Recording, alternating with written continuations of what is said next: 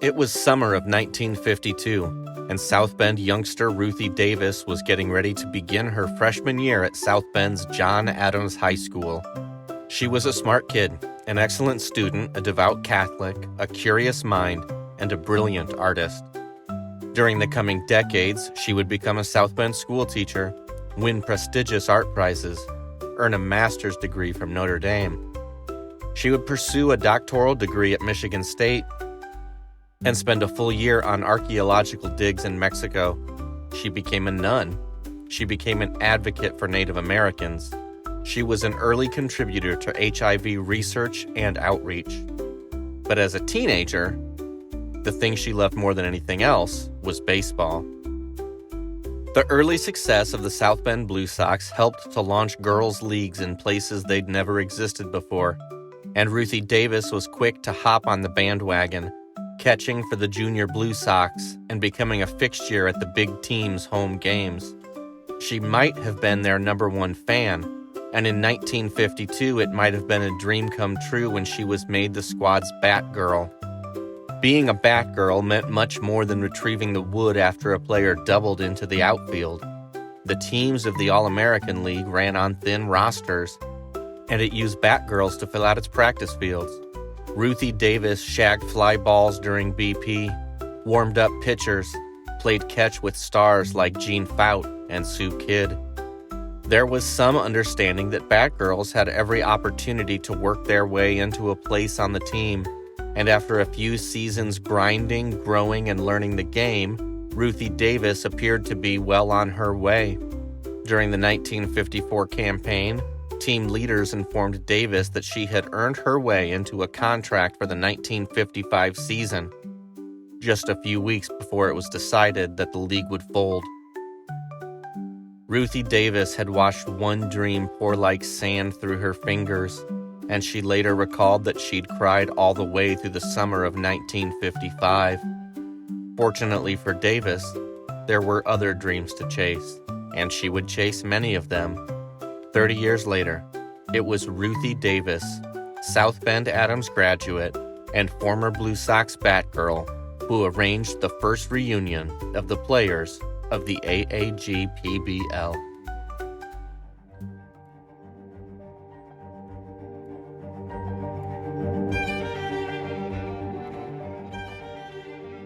Hello and welcome to A Bend in Time, presented by the History Museum in South Bend.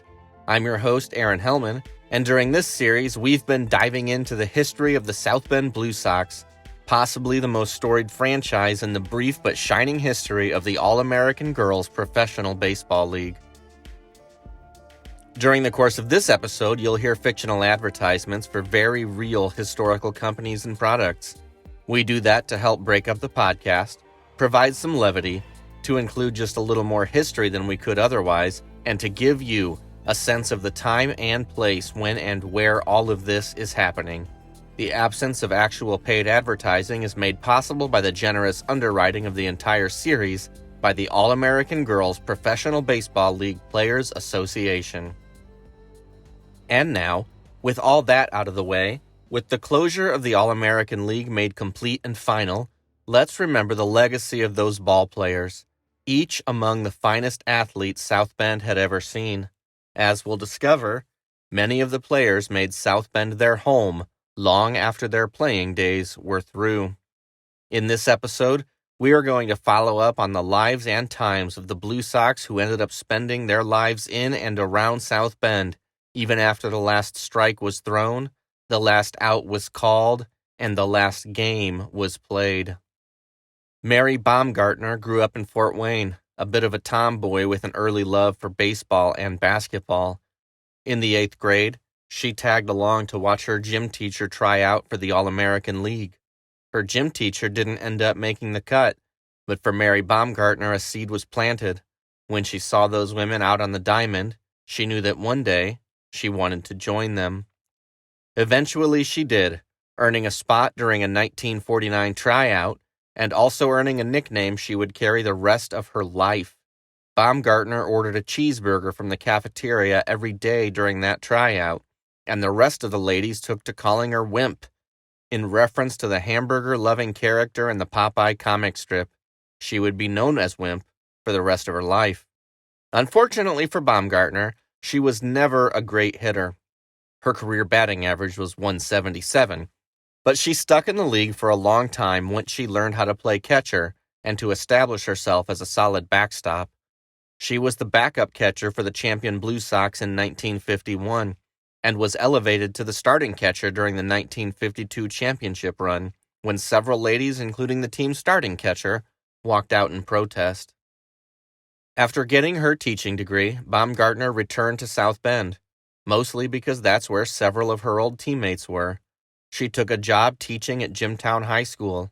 Later on, she was on the first advisory board with the Indiana High School Athletic Association that sought to grow and legitimize girls' sports across the state of Indiana. In an interview, Baumgartner said that she'd had a good life all the way through, but acknowledged there was something extra special about the years she was a professional ball player. Sue Kidd had been another key contributor on the two Blue Sox championship teams, slotting in nicely as the team's second pitcher. She finished her career with a .249 ERA and 47 wins. Born in Arkansas, it was baseball that brought her to South Bend, but it was, strangely enough, basketball that kept her there. Kidd grew up a multi-talented athlete. In high school, in the 1940s, a coach even wanted her to play football, but her mother didn't like that idea, and anyway, her first love was baseball. Sue Kidd signed on with a barnstorming circuit when she was just 15, and by the time she was 17, she was an official member of the All-American League. When the league shut down in 1955, Kidd was still young, barely 21 years old, and with her entire athletic prime ahead of her. She joined the South Bend Rockettes, a women's semi-pro basketball team, and worked jobs around the city, including a few stints at Bendix to make ends meet. In the years after winning 2 championships in baseball, Kidd was twice named an All-American in basketball. Like Baumgartner and many of the players in the All-American League, Kidd went on to become a teacher, spending the longest part of her career in Logansport, Indiana, and traveling back to South Bend often to revisit her best friends and the best years of her life. For Sue Kidd, there were always familiar faces in South Bend, and during her time at Bendix, there were familiar faces there, too. Betty Wagner had been an outfielder on those championship squads, was a 7-year veteran of the league, and was one of South Bend's steadiest hitters. She hit .271 during her career and swiped at least 50 bases in 2 separate seasons. Born in Lebanon, Missouri, Wagner made South Bend her permanent home in 1952 when she took an off-season job with Bendix. When the league folded at the end of the 1954 campaign, Wagner took the job year-round and ascended to a position as an office supervisor. Wagner also excelled at basketball and was a player-coach on the same Rockettes that kept Kidd around for a while. For fans missing their South Bend Blue Sox, there was some solace to be found in the gymnasium. Wimp Baumgartner was an occasional emergency injury substitution for the Rockettes, and there were times when the 3 players from the 2-time champion Blue Sox shared the basketball court at the same time in front of another cheering crowd. Of course, that's just the beginning of the lives of the Blue Sox, who had a South Bend legacy that lasted beyond their playing days. We'll get into a few more of them after the break. Imagine the boost to your career and earnings when you master shorthand speed writing in just 6 weeks with classes at the South Bend College of Commerce. Located at 212 South St. Joseph Street, we'll have you dictating 100 words a minute, and we have a feeling a nice raise won't be far behind. And now back to A Bend in Time, presented by the History Museum.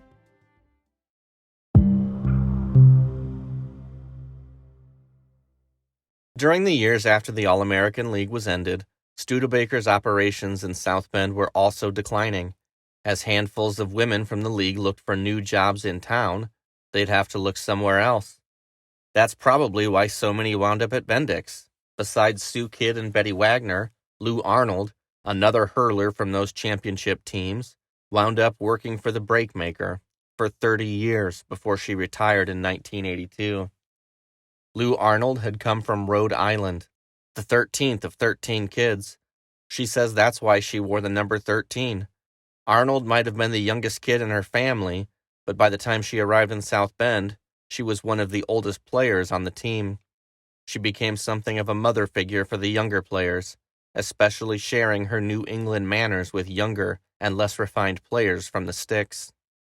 During interviews, Arnold was always quick to point out that the women of the league never gave thought to their role as pioneers or trailblazers until long after the stadium lights had gone out.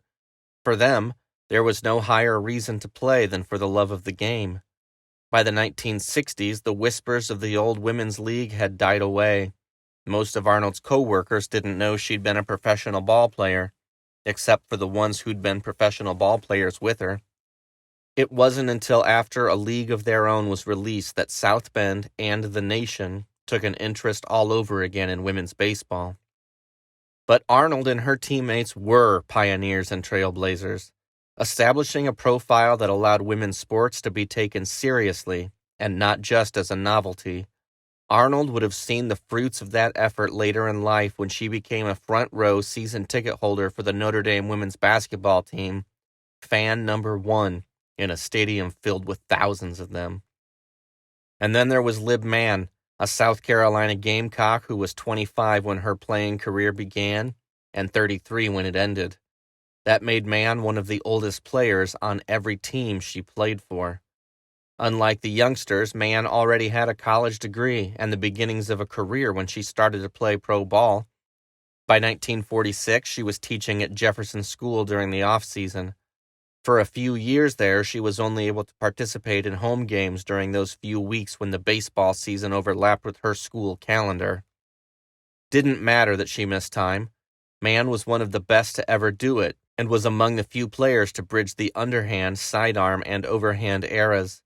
A section in Playland Park was reserved for Lib's kids, the students from her gym class who came dutifully and stayed up late on school nights to cheer her on. Mann taught physical education at Jefferson and Measles schools, and then transitioned into becoming a guidance counselor when she realized she could no longer outrun her students. Like most players, Mann wasn't outwardly braggadocious about her professional career, and there was a strange time in South Bend where your office manager or your gym teacher might have been a Blue Sox star, and you would never even know it. Mann's All-American career ended when she participated in the walkout during that tumultuous 1952 season, and she left baseball with more than 700 hits, 364 stolen bases, and 2 All-Star appearances. Lib Mann expressed regrets about how her career ended, but maintained after the fact, and for the rest of her life, that Carl Winch carried the biggest share of the blame. Even after it was all over, Winch remained a deeply unpopular man among many of his former players. There was Pee Wee Wiley, the hometown Batgirl turned Blue Sox infielder who was booted from the team when Winch decided she was too sarcastic. After her time with the Blue Sox, Wiley spent a season in Rockford. When the Blue Sox tried to sign her back again, she retired rather than play for Carl Winch. Just 19 years old at the time of her retirement, Wiley returned to South Bend, married her high school sweetheart, and raised a family. She coached softball, spent time in her garden, and had 6 children. As of 2024, many of her children, grandchildren, and great-grandchildren remain in South Bend.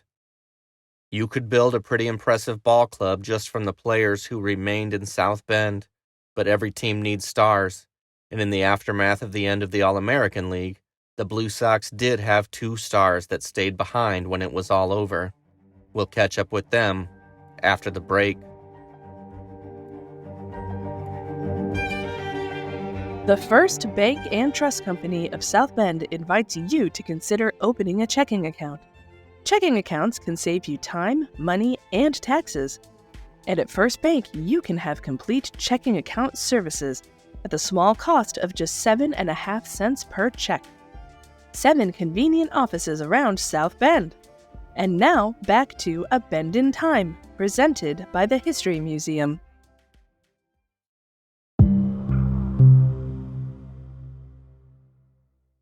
Jean Fout somehow stayed married to Carl Winch until 1968, and the couple had another son, Kevin, in 1957. Winch left town after the separation, but Fout remained in South Bend for another 10 years.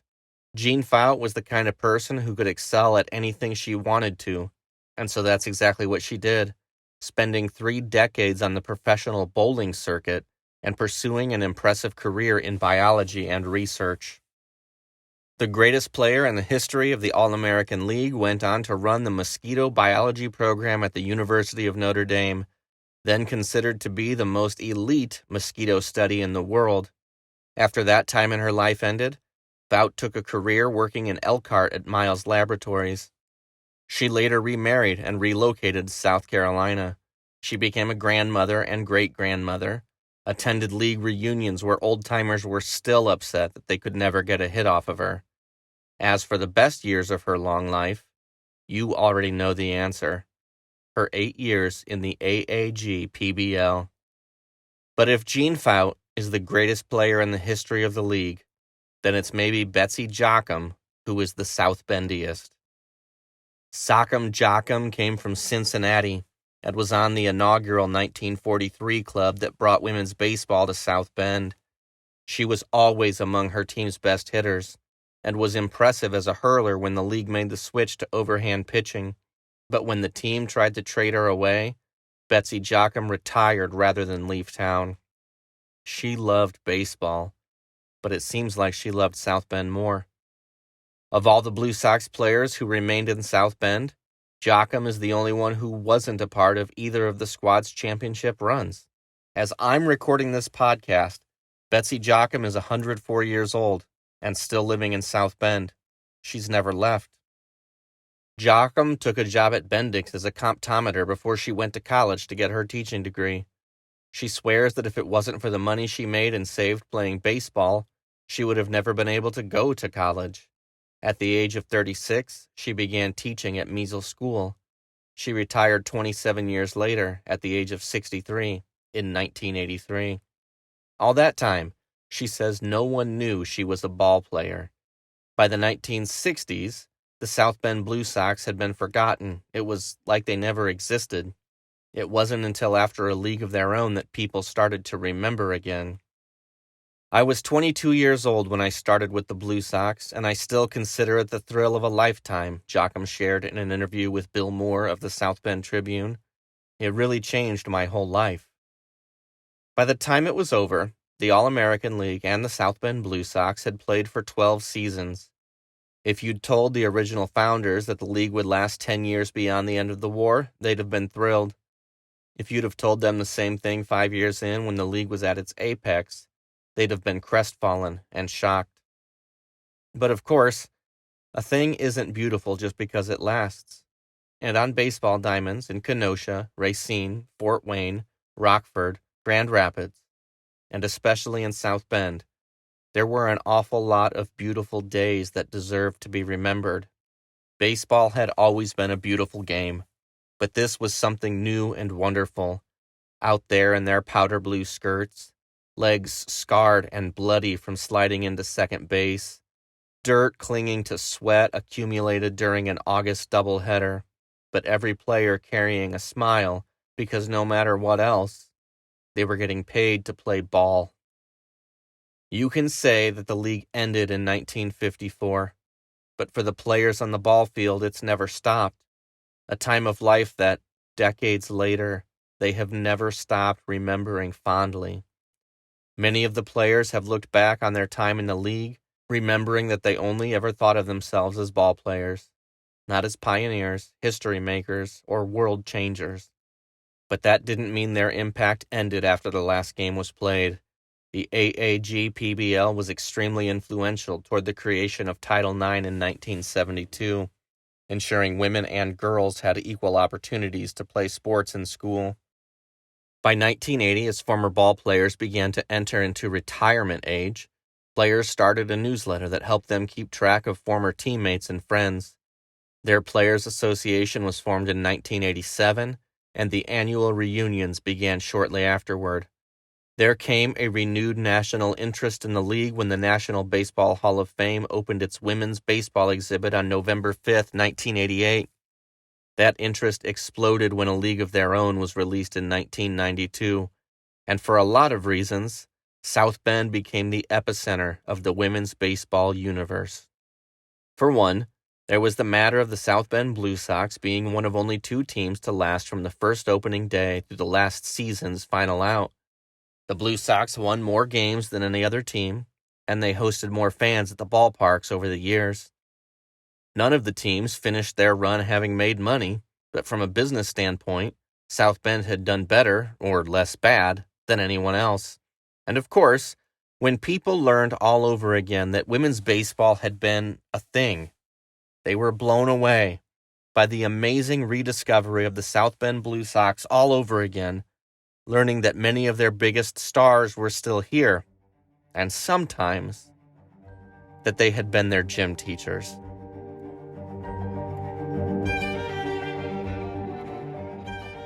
Hey, thanks for joining us on A Bend in Time, presented by the History Museum in South Bend. There's more history waiting for you at historymuseumsb.org, and if you want to know anything else about the All-American League, the History Museum should be your first stop. The History Museum serves as the national repository for the AAGPBL Players Association. I'm your host, Aaron Hellman. The theme music is Whose Distance Is It Anyway by Neil Carmichael. In our next series, we'll explore the lifetimes, career, and impact of South Bend's very own Skylar Colfax. I hope you'll tune in for that next. Until then, thanks for listening. Keep learning new things. And remember, everything is fascinating as long as you stay curious.